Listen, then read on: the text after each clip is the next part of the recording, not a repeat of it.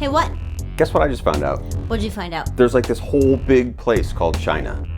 What? Since I discovered it, I was thinking like maybe we could take like some of these like this equipment. We could like go to the grocery store and like show people like that it's how insane it is that people have cars here and stuff like that. And then we could ask them for money.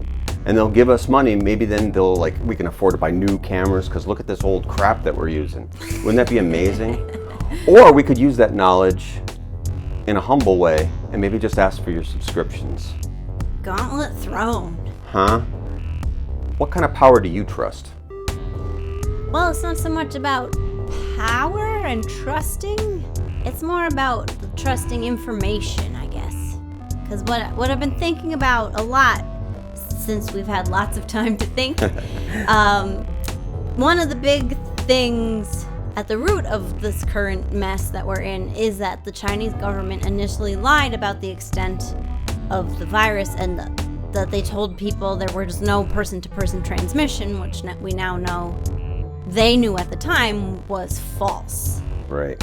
So how do you exist in a world where you can't always trust what the people in power are telling you? And the first way is to just give up. But that's I did that. That's not the ideal. So in thinking about that, because this is not just a China problem, if you have a leader who's a megalomaniac who just happens to say what's ever on his mind without even, he's too lazy to think about what's true, so he just says whatever words fall out of his mouth. We all have to think about it. And I don't know, I don't have great answers, to be honest, but I think a lot of it comes from you do have to look within yourself a lot more. Part of the trade-off of authoritarianism, it's not just that the Chinese don't know what democracy is.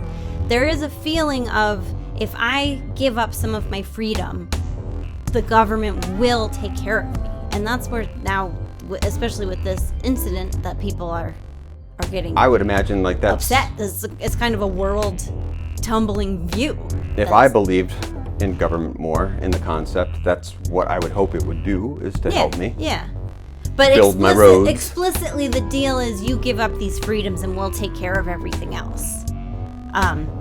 So I think you do owe it to yourself and your society to examine what you want out of that deal. So that deal with your society. So you're an activist for acting local? I'm an activist for acting local, definitely. I'm an activist for thinking. And also, while the thing I just said about China is true, they also are very pragmatic about when laws work for them and when laws don't. If a law is not about morality necessarily as just control, there's a lot of just stepping around what's happening. So that is people deciding for themselves what is the important thing that they need to do. Even in this situation, we had the red cards. There was a flurry of this is the new way and this is what's happening. And Jayo. Yeah, and what's today? 10 days later, more than 10 days later, people are still adding oil, but it's very relaxed. I walked into the grocery store yesterday and two people just went around the guy taking temperatures, and he looked over, decided it wasn't worth it to go chase him down, and so didn't. Or first the guard was checking off the day on your card, then you were checking off the day on your card while the guard looked, then they're not even checking. As the days have progressed, Yeah. They're not even looking at the days. And I saw a woman, and I'm not I saw a tattletale. This is just I think we think we'll comply with what makes sense, but we're not gonna kill ourselves over it. She just flashed her card with the entry thing on it, but no data about had she been out yesterday or had she been out today already. And our guard, I don't know if our guard would challenge you if he recognized, like, hey, I thought I saw you yesterday. Mm-hmm. He doesn't actually seem like a very confrontational kind of guy, so maybe not.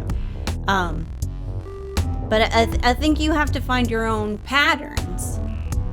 Because like I said the other day about data collection or data distribution, if they are massaging the numbers, who do I mean by they? I don't know. The massagers. If someone is massaging the numbers, but they're doing it in a consistent way, you still can extract that pattern. So I think realizing there are lies. It's not like that. It can be devastating, but it doesn't like. But don't get out of bed. Right. This isn't news that like, oh my God, you mean that somebody's been lying to us? Right. Like, there isn't like our neighbors are not. This isn't like the born in a fall cabbage of patch. Innocence after Nixon. Which I don't know what that was like. I'm too young. Hello, boomer. Or whatever. But I mean, that's what we learn now in discussion of that time, was that there was like an innocence to like, we believe our leaders in America, and that's kind of what led to Gen X being so cynical and apathetic. Right. So it's Nixon's fault. But then the inevitable backlash of I guess trust corporations and your governments to. Yeah, there's like a trust people who are explicitly lying to you, because at least they're honest about that. I guess. I mean, I believe in Wendy's and Trump. Postmodern clusterfuck in the United States. But I mean, I guess I'm advocating for the fact that like, you don't give up just because the data you're given is imperfect, whether it's people are stupid or lying to you. You have to step up and like find your own way. And so how would, like, with your, let's say the parents of your students, we check on them every night on WeChat. Yeah. And see what everyone's doing, what everyone's posting. Yeah. What's the temperature? It seems the parents who have always been excited about posting videos of their kids into the private chat are still doing that, and then the parents from the beginning of this inside times. I have so much trouble with that term because the inside times, because it's not the technical definition of a quarantine. Right. Because we are not sick people who are isolated. I looked this up. More technically correct is we are in a cordon sanitaire. But that sounds pretentious to speak French if it's unnecessary. So I don't know. I guess I'll just keep calling it the inside times. You didn't actually see what that translates to in Chinese? Not in Chinese. I did not. Health. Would that be pretentious if you said it in Chinese? maybe like on brand pretension. Maybe I'll have to look into that. But for now, I'll call it the indoorsing. There were some extra parents who got like more excited about sharing their kids' videos at the beginning, but though that's kind of tapered off. So yeah, as the excitement of this all wears off. Yeah. And people are finding, as we've found, the finding your way around everything is how you deal with a situation where the rules are like, here's what we got to do, and you say like, yep, I agree, that's what we got to do. I'll be over here doing it. Yeah. Well, and I think that helps too, of like, Juliet's not lying, my student, when she brushes her teeth for the lesson video. They learned to brush their teeth this week. That's not a lie. She's really brushing her teeth. So maybe that's number 2. For Wuhan. She's brushing her teeth for Wuhan. But like, stay grounded in real interactions that you know aren't lies. Stay in touch with the community. Right. Which maybe everybody knows that. Well, we're not that. It's us introverts who are like, what? Right. I mean, we had a little problem with the internet and getting onto VPN and kind of lost as to like what's going on for like a day or two.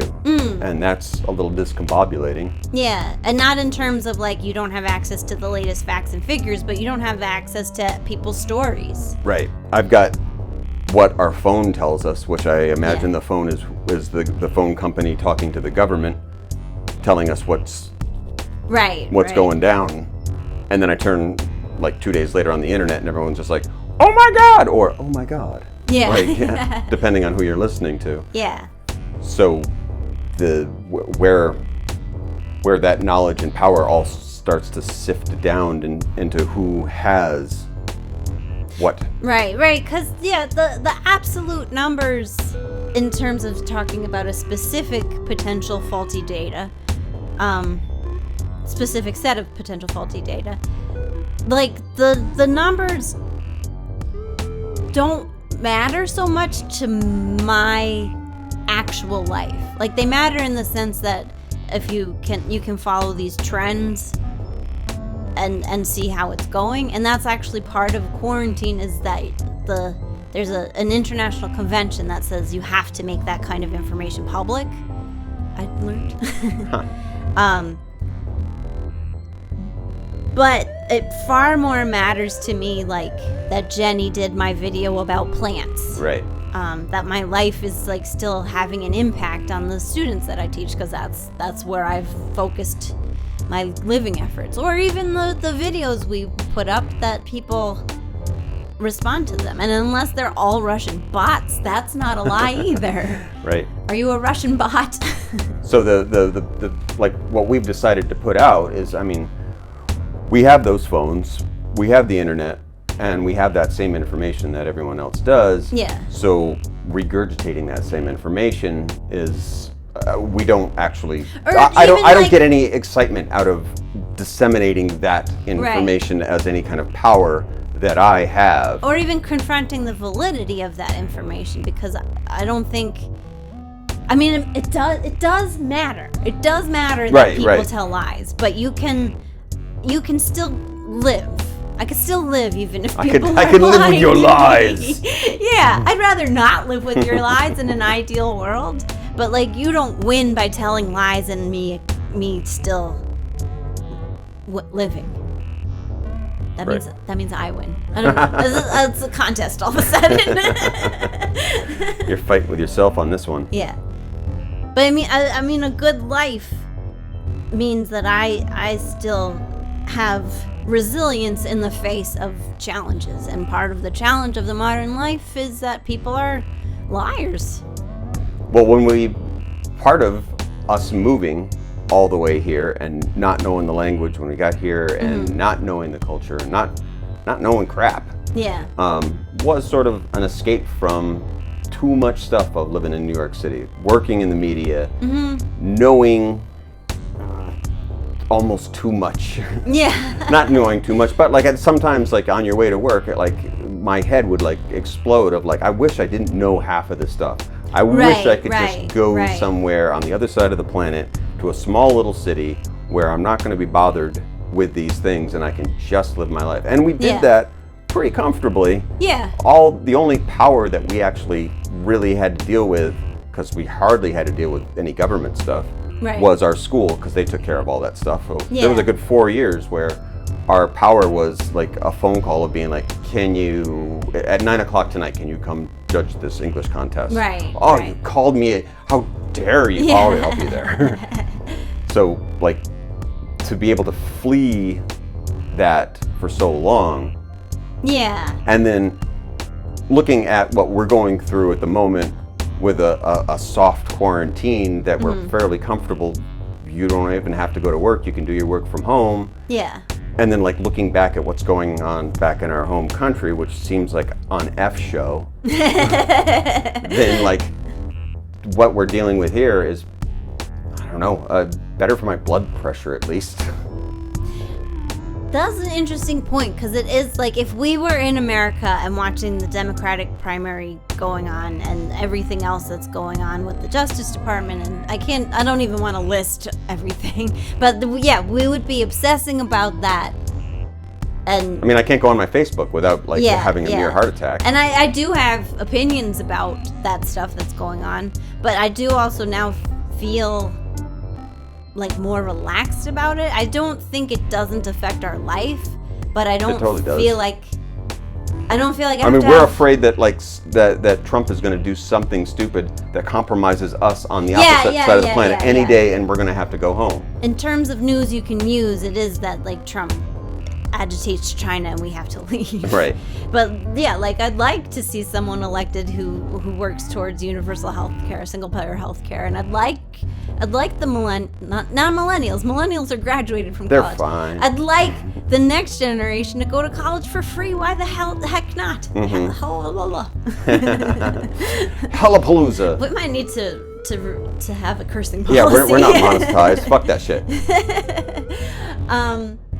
And so I do have opinions, but like I don't need to get in flame wars with people who like someone who's different, who has goals that are similar to mine, or even goals that are different to mine. That's just, I don't want to. Not that I would have spent my time that way anyway, but it's certainly. I mean, but it's on our mind all the way here. It would be on my mind like 24. Yeah, but it doesn't feel like I need to be fighting that battle all the time. Right. I don't need to have an opinion about Bloomberg. So I mean, I do, but I don't have to. It's much easier for us to be over here worried about like, how are your kids doing in their classes? Yeah. What are we going to, you went to the grocery store yesterday, so we don't need to go to the grocery store today. Right.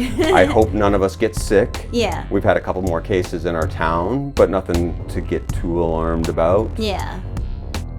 More people are wandering around outside. Not in a worrisome way, but we're still all trapped in our houses. Like, they're different problems, but they're easier to deal with because there isn't our power that we see is the old man that isn't actually like much of a guard other than being like, sign your own papers. Yeah. My buddy out there. He's a nice guy, so. He is a nice guy. And that's, it's a lot of, I mean, it's a lot of accepting, that what you have agency over and what you do not have agency over, and that's hard. I mean, that's one thing that we definitely learned from our near decade of being here, is trying to find like, hey, why don't you care about yourself before you actually like worry about telling other people what they need to be doing. Subscribe. And when we've worked with liars directly, we stopped working with them. I mean, that's our choice. Yeah. If you have any power in the world, which oftentimes it seems like you don't, it's at least you can step back and be like, well, I'm not going to be part of this. Yeah. If somebody says, hey, like, I want to get involved in a murder heist, I can say no. I hope. You have that option. Do you want to get involved in a murder heist? Well, I mean... What will we heist? Jewels is always the best thing, but I'd go with action figures. Yeah, we could go rob the Toys R Us. Well, we are not advocating any looting here in Luzhou. Oh, I didn't even think of that as a possibility, to be honest. Unless we were looting for... Noodles to you. We've got a heist to prepare for.